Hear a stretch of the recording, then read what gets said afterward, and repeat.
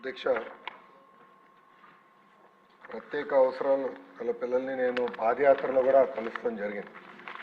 వాళ్ళ తల్లిదండ్రులు ప్రత్యేకంగా రాయలసీమలో ఎక్కువ ఉన్నారు. వాళ్ళ తల్లిదండ్రుల పిల్లలు తీసుకొచ్చి నాకు చూపిస్తాం జరిగింది. ఆదుకోవాలని కూడా ఆనాడు కోరటం జరిగింది.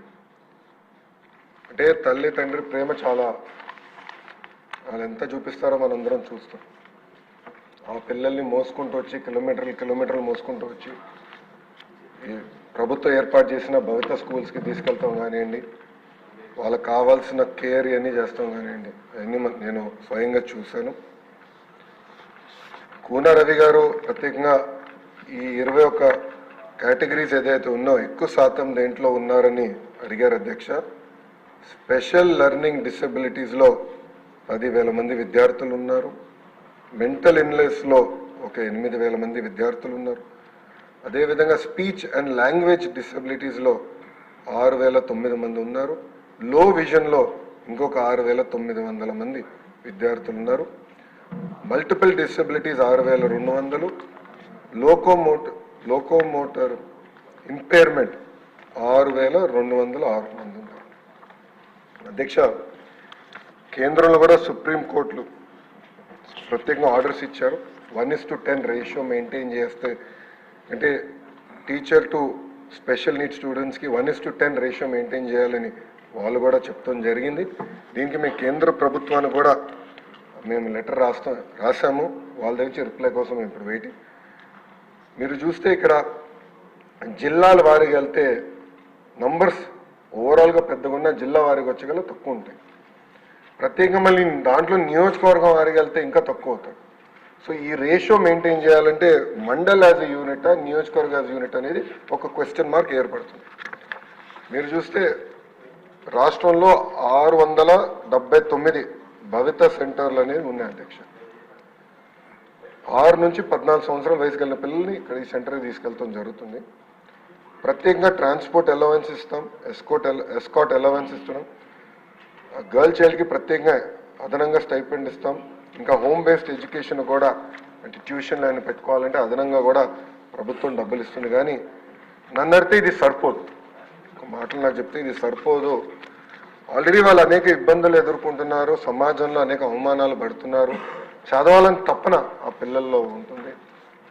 వాళ్ళు అది అధిగమించుకుని ఎలా వెళ్ళాలి దానిపైన కూడా మేము వాస్తవంగా చెప్పాలి, నెల అయింది నేను మంత్రి అయ్యి, నిన్నటితో నెల అయింది.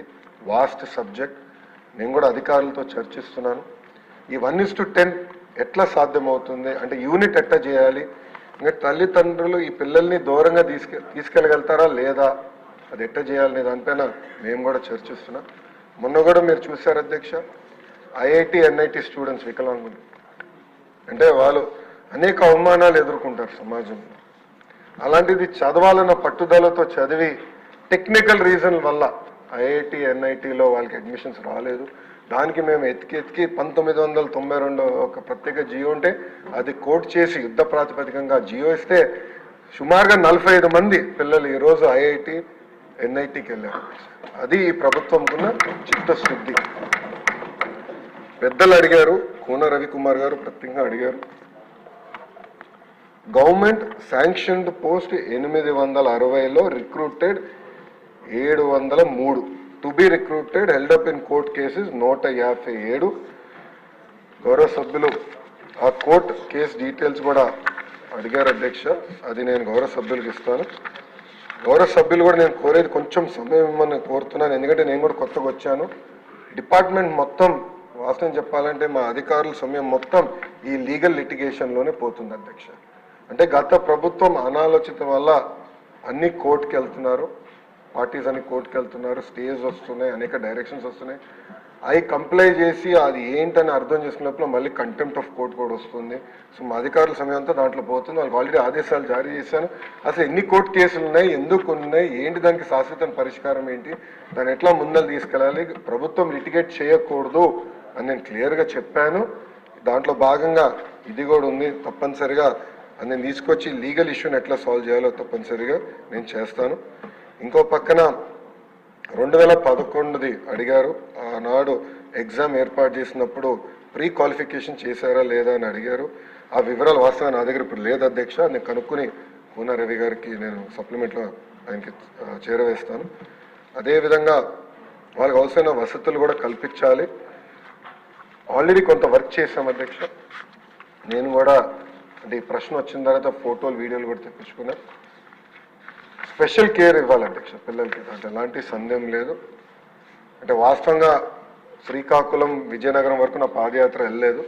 బట్ రాయలసీమలో దాదాపు 6 నియోజకవర్గాలు మినహా అన్ని నియోజకవర్గాల్లో నేను పాదయాత్ర చేశాను.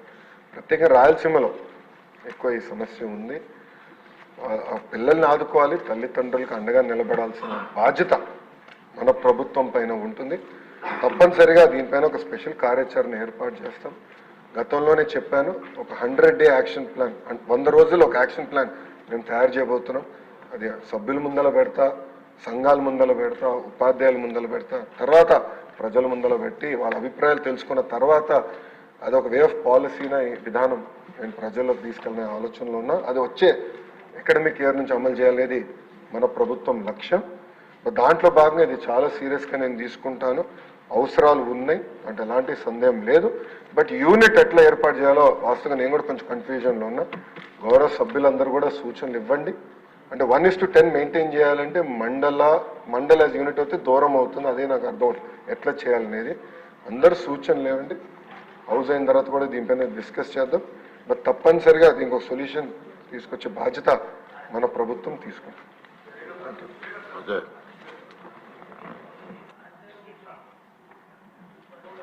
సార్, అనేక స్వచ్ఛంద సంస్థలు కూడా ఈ చెవిటి